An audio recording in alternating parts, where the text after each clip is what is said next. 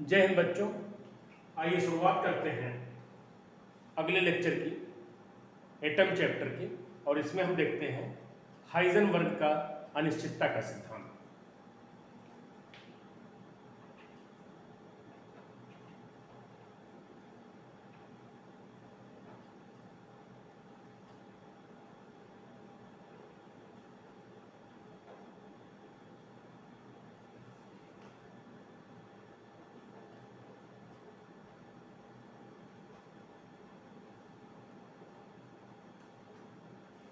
हाइजेनबर्ग्स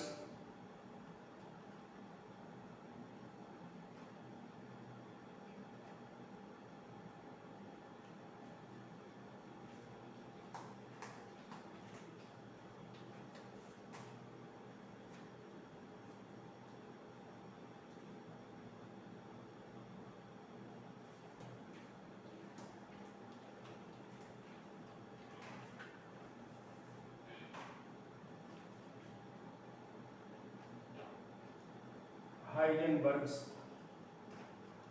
uncertainty principle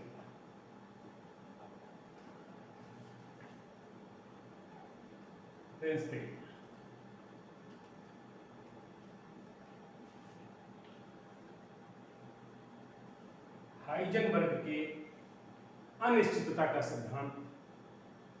Heisenberg का अनिश्चितता का सिद्धांत ये है, ये दिया गया बाय वर्नर हाइजेनबर्ग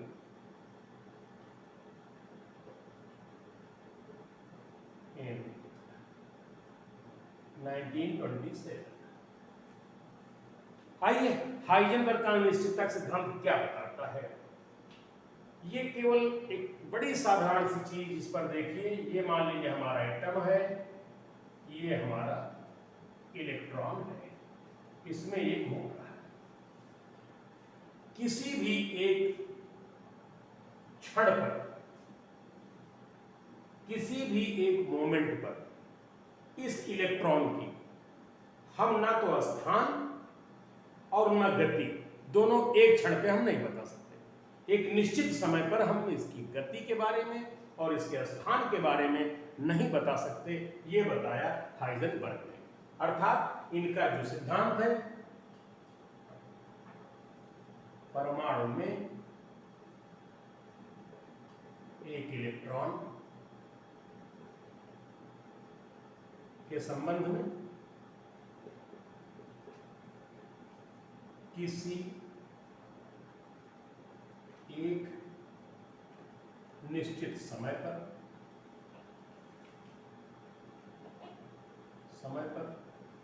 किसी परमाणु के समय पर परमाणु में किसी भी इलेक्ट्रॉन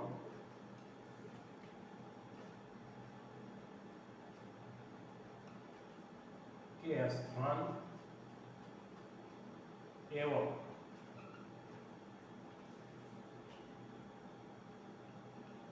गति को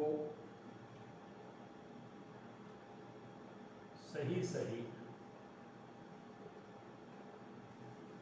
बताना, ज्ञात करना असंभव है।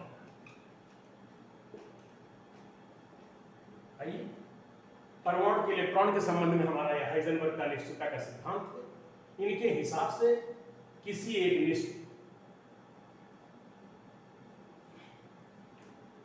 निश्चित समय पर परमाणु में किसी भी इलेक्ट्रॉन के स्थान एवं गति को सही सही बताना या ज्ञात करना बिल्कुल असंभव है। अर्थात हाइजेनबर्ग ये कहते हैं कि मान लीजिए ये इलेक्ट्रॉन है और इसमें अगर हम स्थान को इसको डेल्टा एक्स से शो कर दें और गति को डेल्टा पी से शो कर दें, तो दोनों चीजों को बता पाना एक निश्चित समय पर बिल्कुल असंभव है। तो आइए देखते हैं, delta X into delta P greater than equal to H upon 4 pi. आइए, delta X into m delta v greater than equal to h/4 pi. ये हमारा हाइजेनबर्ग का सिद्धांत कहता है कि किसी भी एक परमाणु में किसी एक निश्चित समय पर किसी भी इलेक्ट्रॉन के स्थान एवं गति को सही सही बताना, ज्ञात करना ये असंभव है। Impossible to detect the position and the velocity of an electron while it is revolving around the nucleus. ये है हमारा हाइजेनबर्ग का निश्चितता का सिद्धांत, वर्नर हाइजेनबर्ग ने 1927 में दिया है। अब ये बहुत इंपॉर्टेंट है और यह भी बताता है कि जो इलेक्ट्रॉन है, यह इलेक्ट्रॉन केंद्रक के चारों ओर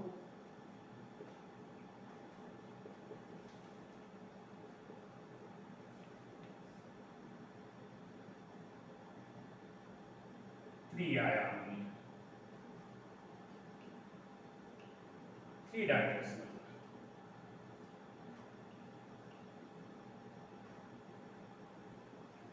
स्थान में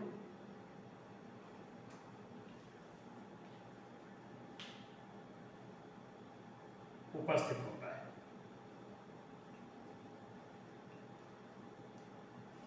देखिए, इलेक्ट्रॉन केंद्र के चारों ओर त्रिआयामी, थ्री डायमेंशनल स्थान में उपस्थित होता है। यह भी हाइजेनबर्ग की एक थियरी का पार्ट है। तो ये इंपॉर्टेंट है, ये पॉइंट भी इंपॉर्टेंट है, तो देखेंगे। आइए आगे बढ़ते हैं।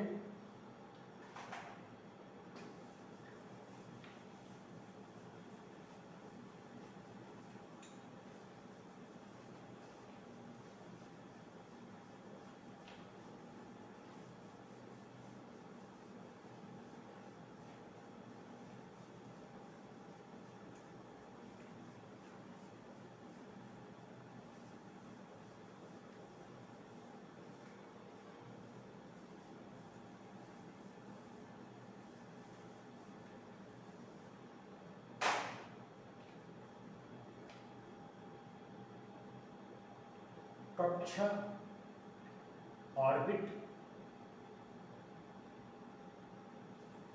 एवं कक्ष ऑर्बिटर।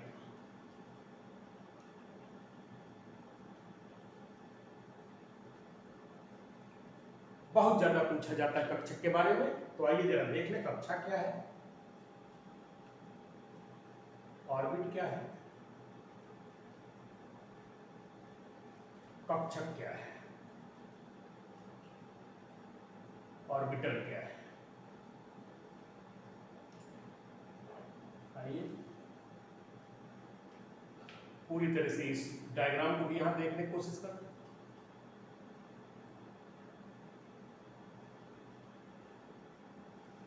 ये अपना एक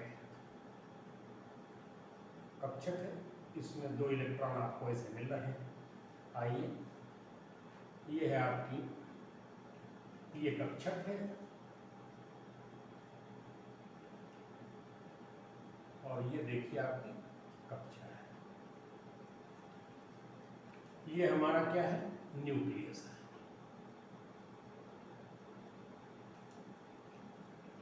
केंद्रक है, परमाणु में केंद्रक के चारों ओर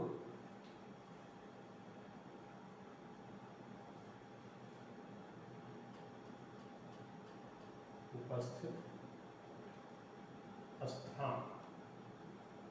आइए इसे थोड़ा सा और अच्छा कर दें। स्थान, स्थान जिसमें इलेक्ट्रॉन चक्कर लगाता है।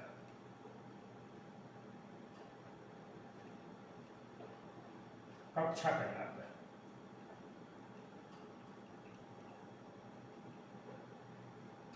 आइए, परमाणु में केंद्रक के चारों ओर उपस्थित स्थान जिसमें इलेक्ट्रॉन चक्कर लगाता है, कक्षा कहलाता है। आइए, यह जो है गोलाकार है कक्षा जो है गोलाकार है, ये कौन बताता है? बोर के अनुसार।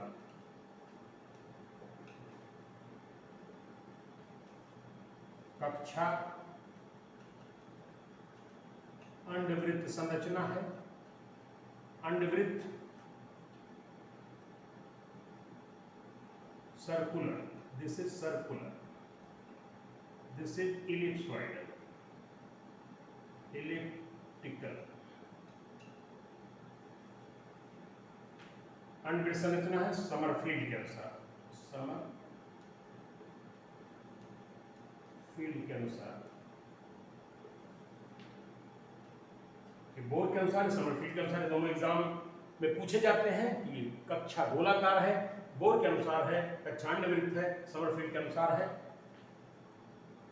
स्थान एक आयामीय है, वन डायमेंशनल।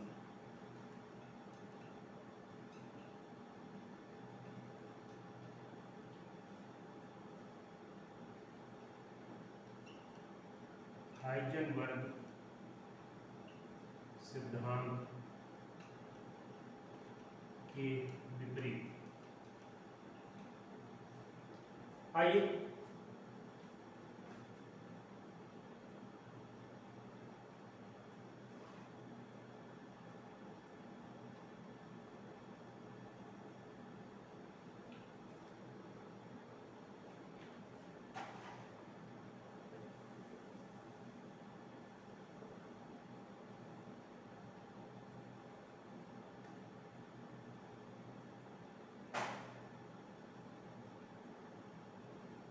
कक्षा,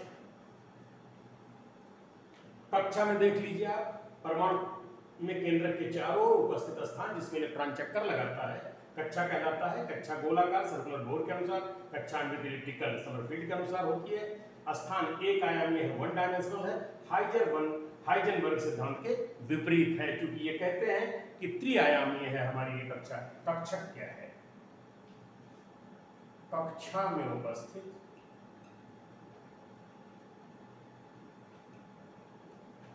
वह स्थान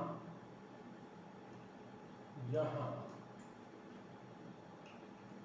इलेक्ट्रॉनों के पाए जाने की प्रायिकता सर्वोच्च होती है, सर्वोच्च होती है।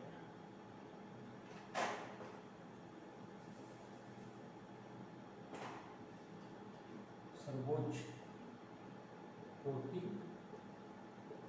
है, कक्षक कहलाता है, कहलाता है। चाहिए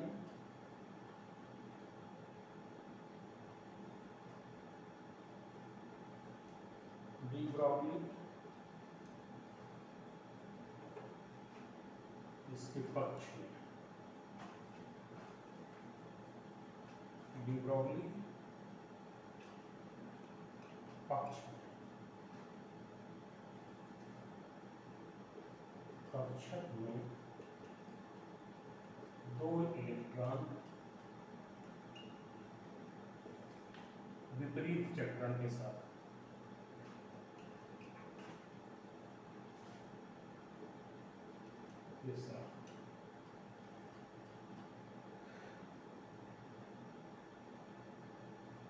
स्थान त्रिआयामी, थ्री डायमेंशनल,